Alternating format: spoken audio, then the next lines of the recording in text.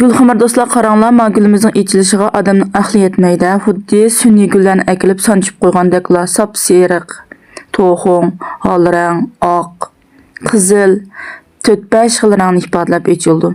Bu bo'lsa xalqimizga tanishlik bo'lib ketgan, yillardan beri modadan qolmagan Hasan Husayn Talatturgul.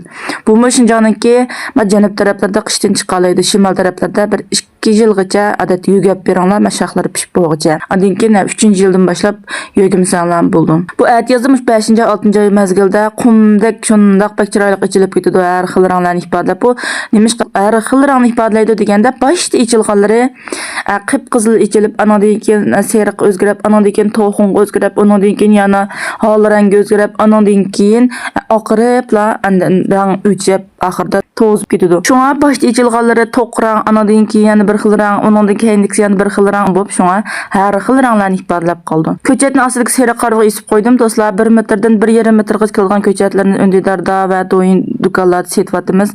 Lazımlar shu do'kon kirib setvasanlar bo'ldi. Gul setwaganda cho'qim ishonchli o'rindan setvilishinglarni tavsiya qilaman.